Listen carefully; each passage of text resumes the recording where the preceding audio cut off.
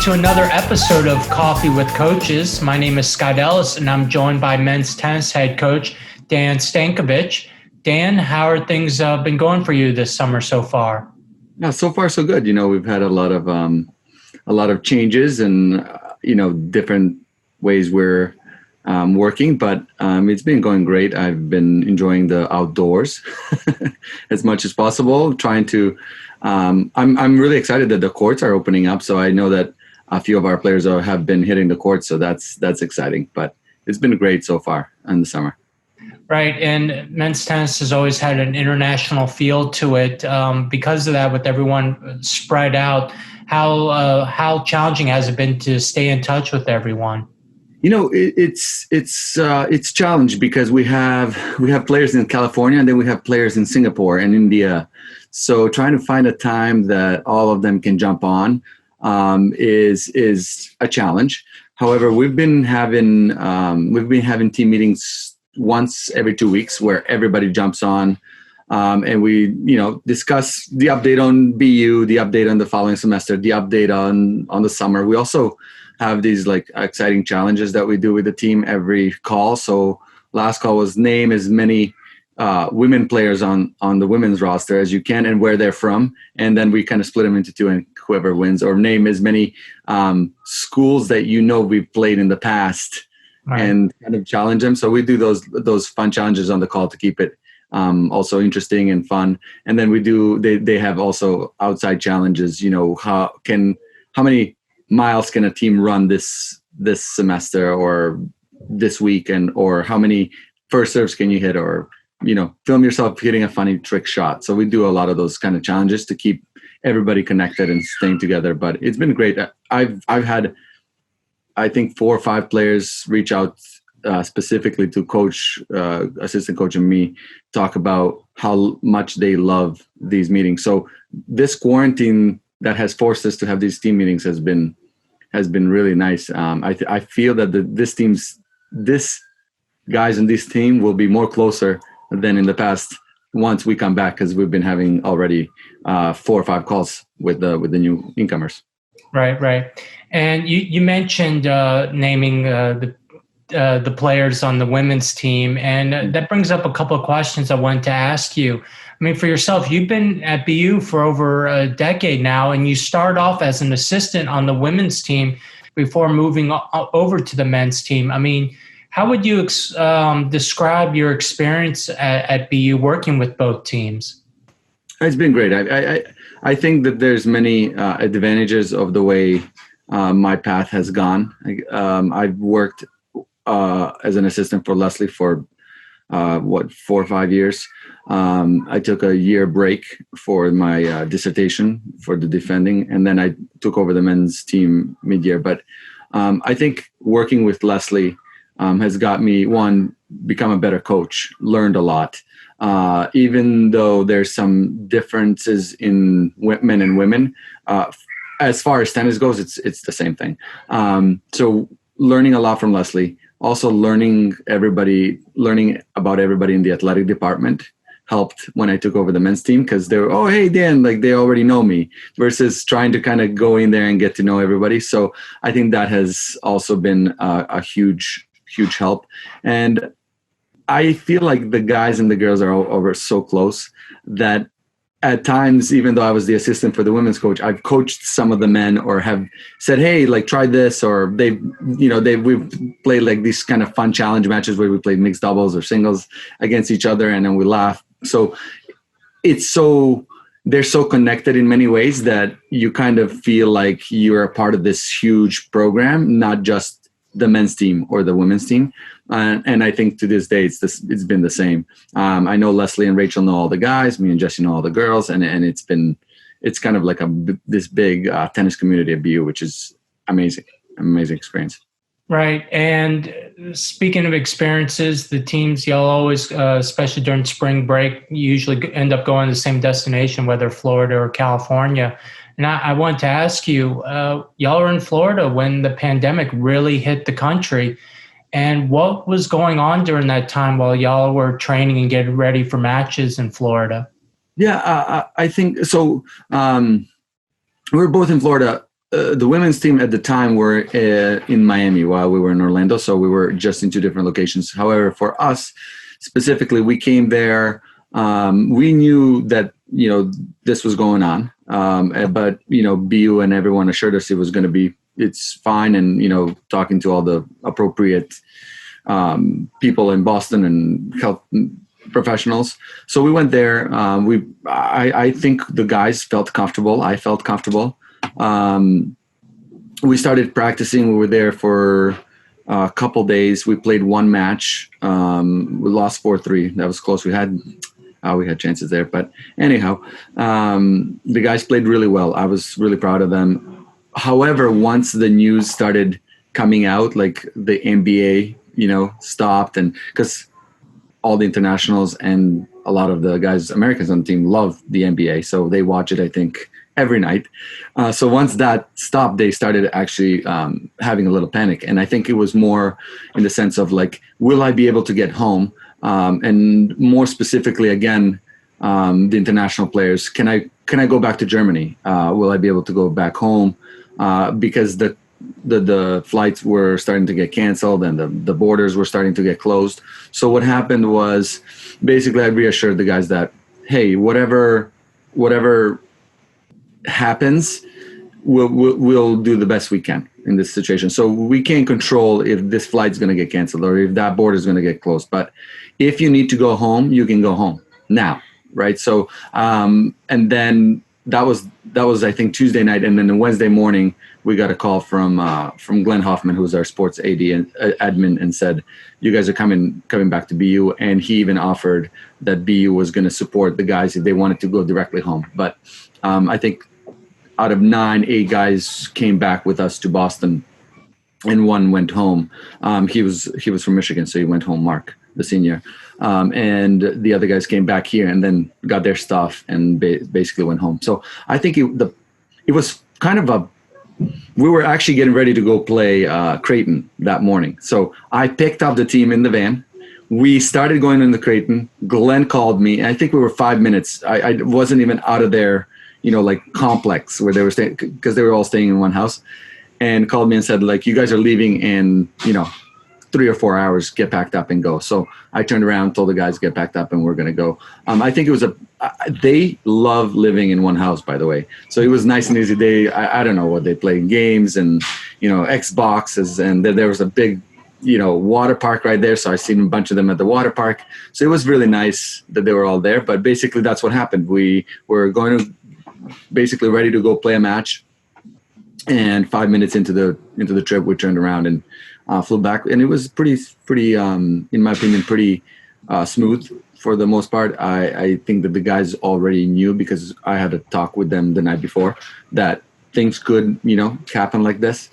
So I think it was, it was smooth, and I think it was the right call, definitely. Right. And you mentioned Mark. Actually, he was the team's lone senior, and obviously his season came to an end prematurely. What has he meant to the team? I mean, he was the president of SAC. I mean, obviously, he had been a real contributor in the lineup for the past 4 years. I mean, how disappointing was it that you weren't able to help him get back to the Patriot League tournament, try to make another run? And overall, what did he mean to the team?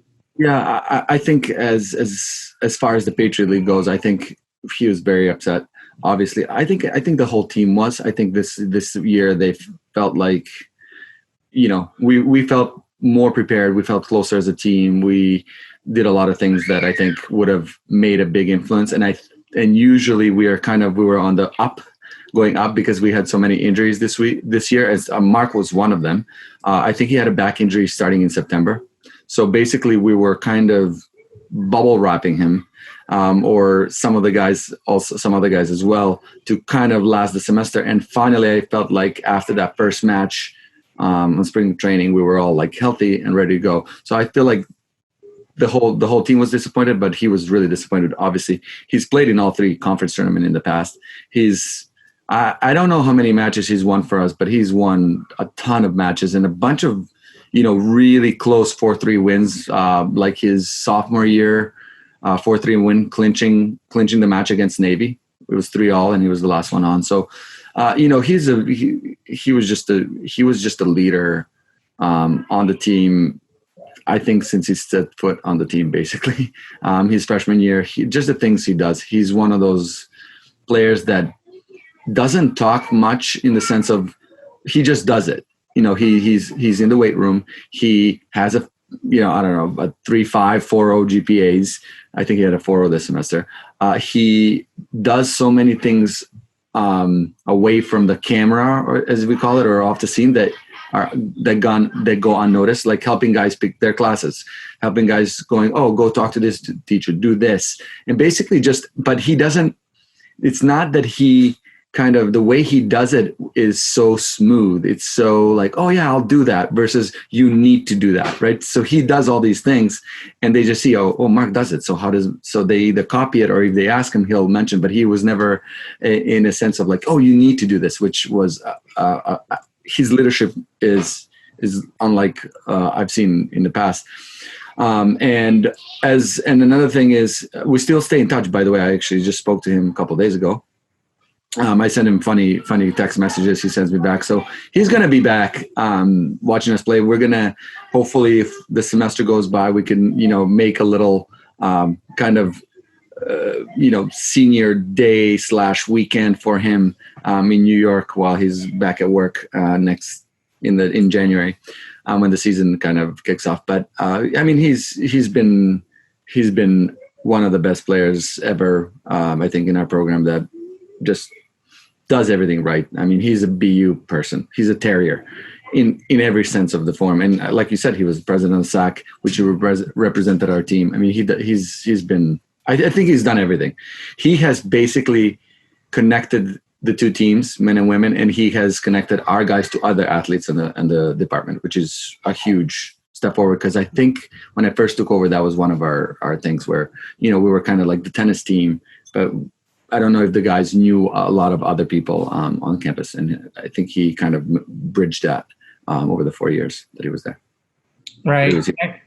Right. And speaking of the team and the roster, again, obviously you have a very international feel to it. But one of the things over the past, 3-4 years has been the real impressive, I guess, just going off tennis recruiting, their rankings. You've seen a really increase in the quality of players coming to BU. And I wanted to ask you, what's been the difference since you first became the head coach, and how have you and your assistant, Jesse, really gone out there and promote BU and try to improve the roster to become more competitive, not only in New England, but on a national stage?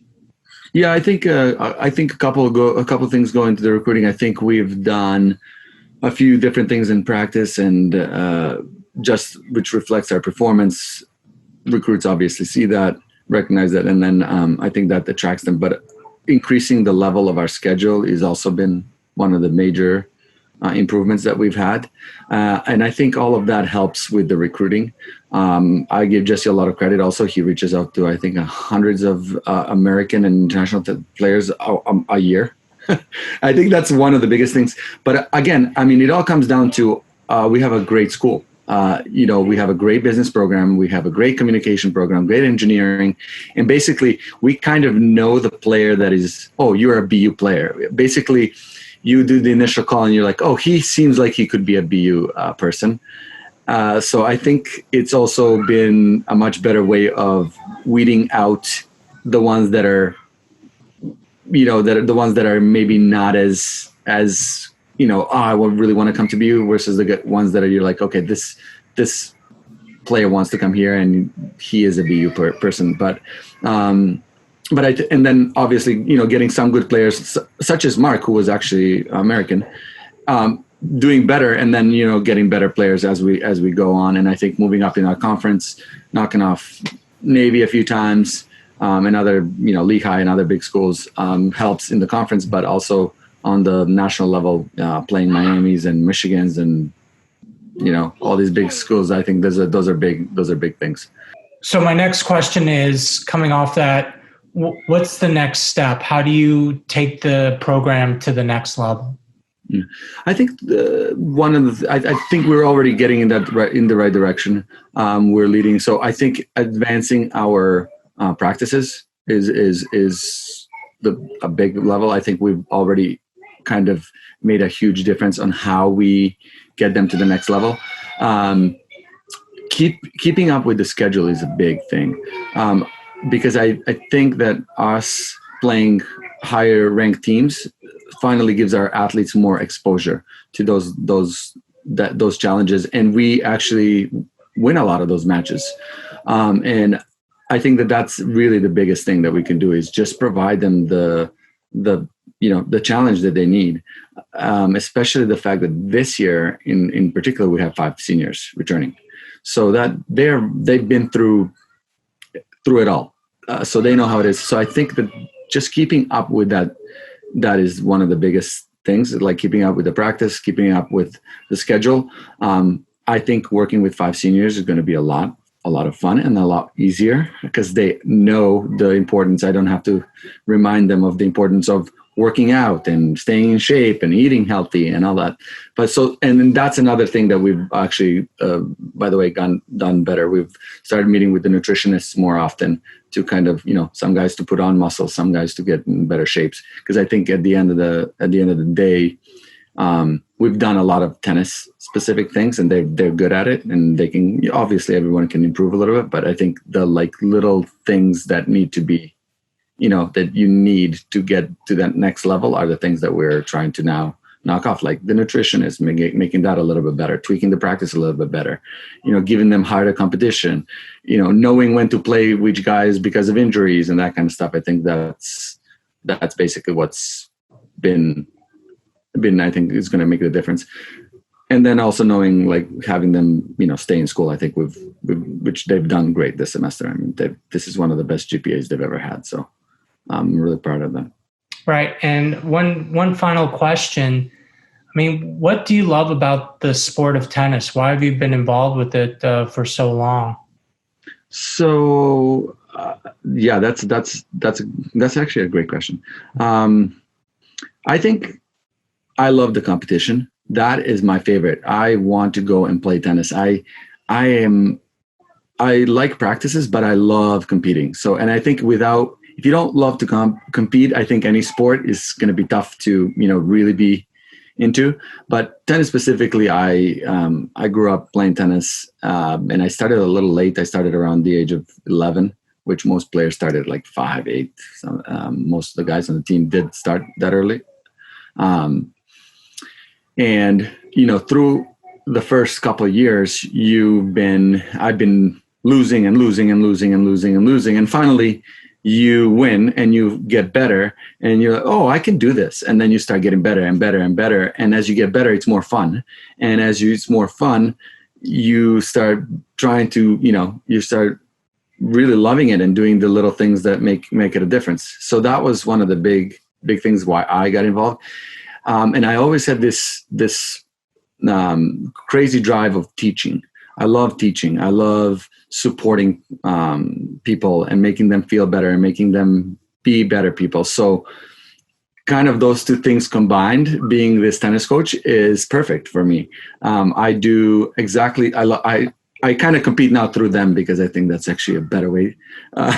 They're really good players. So, and then I get to teach them, I get to make them feel better and become better tennis players, become better people, and to compete better. And I think in the long run, they go away from here, being better people. And that's what makes me feel complete. And so I think that, playing tennis my whole life, loving to compete, and then kind of adding the other part where I learned later in life that I love to teach is everything I've dreamed of. And this is kind of all combined into one. And that's kind of why I'm here and why I love to do what I do. Couldn't have asked. Well, thank you very much for joining me, Dan, and we'll talk soon. Thank you, Scott.